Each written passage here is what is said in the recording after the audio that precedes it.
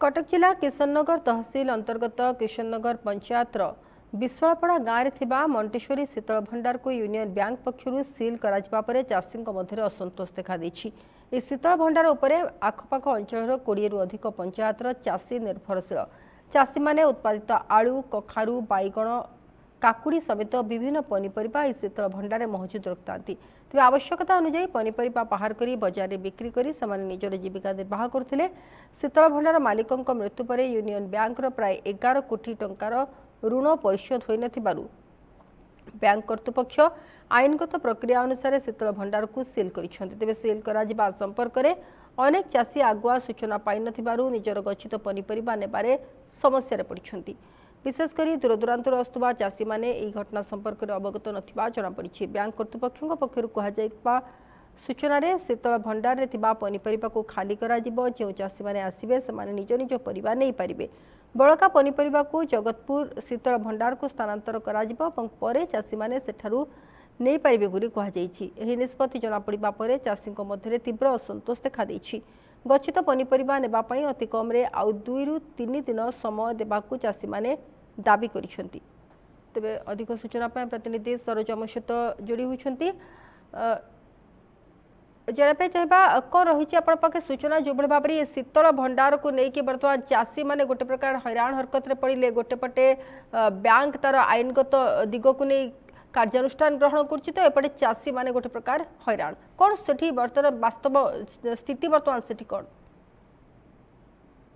हाँ कह गले बर्तमान से सब चाषी मैंने आसिक एकजुट है हो हल्लार होते तेणुक बैंक कर्तृपक्ष कहवा कथा जेहेतु आमर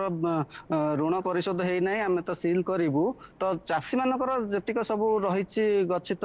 पनीपरिबा दवापाई चेष्टा करुँच बर्तमान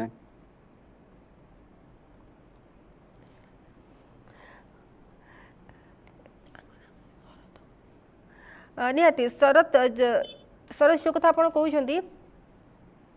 सरस जो कथा आपड़ कहते बर्तमान जितेबाला चाषी मैंने कहते हठात जदि एभली भाव में कह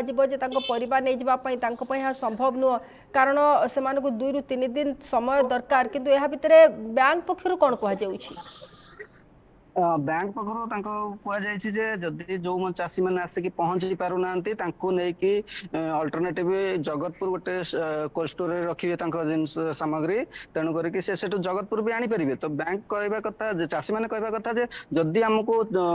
ऋण परिशोध होना 6 वर्ष है छाड़ी तो चाषी मैंने कहवा कथा आमको भी 2 मास टाइम दि जाऊ आमर 2 मास पर आमर एग्रीमेंट पूरण हो तो आमको 2 मास पर आम जिनस नहीं जीवु तो बर्तमान जिते एत गुरे जिनस ने से जिनस को नहीं रखिए कौटी चाषी मान गोटे मुख्य समस्या रोचे जिनस को नहीं रखिए कौटी से कि चाषी मैंने कहवा कथा आमको 2 मास टाइम दि जाऊ जो बैंक कर्तृपक्ष ये सब को किसी शुणुना कहवा कथा जो चाषी मैंने रखिंट जिनस नहीं जातु ना नहीं जगतपुर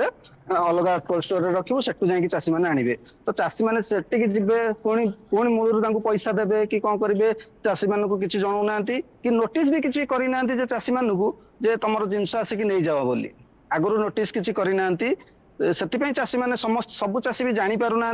कोल्ड स्टोर सिल हो कि कौन हो लोक शुणाशुणी गणमाध्यम प्रकाश पाइला ही चाषी मैंने आसुँच से जिनस नापी कि बैंक कौन सूचना देना आगुआ तेरे सरोज वर्तमान ये खबर जितेबाला सामना को आसला प्रशासनिक अधिकारी पक्षर किसी स्टेप नि कि कारण देखु गोटे पटे जो देखा वर्तमान बन्या स्थिति रे चाषी माने हैरान हरकत एपटे जो मानकर जहाँ पनीपरिबा रही से शीतल भंडार गच्छित कर रखुले किंतु वर्तमान एभली भाव में गोटे स्थिति सृष्टि होती जे ये शीतल भंडार में चाषी जिनस रखिपारे तेणु चाषी वर्तमान करेंगे कौन ए बाबद में किसी प्रशासन निज आड़ पदक्षेप नौ कि जदियो ए प्रशासन कौन आमे कहि परिबा जे हस्तक्षेप से भली किछि नाही जे से हस्तक्षेप करबा उचित किंतु प्रशासन किछि नब कि पदक्षेप नहीं वर्तमान सुधा प्रशासन कौन पदक्षेप नहीं नांती बैंक मनमानी चलती चाषी मान को कहते तुम जिनस नब जदि नियो ना आम काढ़ी पदार पकईदेबू एमती करके धमक दौरान बैंक कर्तृपक्ष ये प्रशासन कौन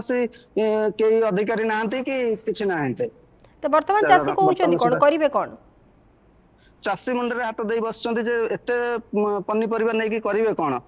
ଯେ ବର୍ତ୍ତମାନ ନେଇକି ତ ଜିନିଷ ପଚିଯିବ, ତାକୁ ନେଇକି ରଖିବେ କୋଉଠି? ମୁଖ୍ୟତଃ ଚାଷୀ ମାନଙ୍କର ଚିନ୍ତା ବଢିଛି ଯେ ଯୋଉମାନେ ରଖିଛନ୍ତି ଧର 20 ବସ୍ତା 25 ବସ୍ତା ଆଳୁ ରଖିଛନ୍ତି, ସେମାନେ ନେଇକି ଏତେ ଏତେ ପରିମାଣର ଆଳୁ ନେଇକି କଣ କରିବେ? ପଚିଯିବ, ଯେହେତୁ ପଚିଯିବ ସେମାନେ ଚିନ୍ତାର ବିଷୟ ଯେ ବର୍ତ୍ତମାନ ସେମାନେ ଏତେ ଜିନିଷ ନେଇକି ରଖିବେ କୋଉଠି? ବର୍ତ୍ତମାନ ଆଉ ଗୋଟେ କଥା ହଉଛି ସଦର ଏରିଆରେ ଆଉ କୋଉଠି କୋଲ୍ଡ ଷ୍ଟୋର ନାହିଁ। ସଦର ଏରିଆରେ କୋଲ୍ଡ ଷ୍ଟୋର ଶୂନ୍ୟ ହେଇଗଲା ବର୍ତ୍ତମାନ ସୁଦ୍ଧା। ଗୋଟେ କୋଲ୍ଡ ଷ୍ଟୋର ଚାଲିଥିଲା ଯୋଉଟା କିଶୋରନଗରରେ, ତାହା କାଲିଠାରୁ ସିଲ୍ ହେବା ଅବସ୍ଥାରେ ଅଛି।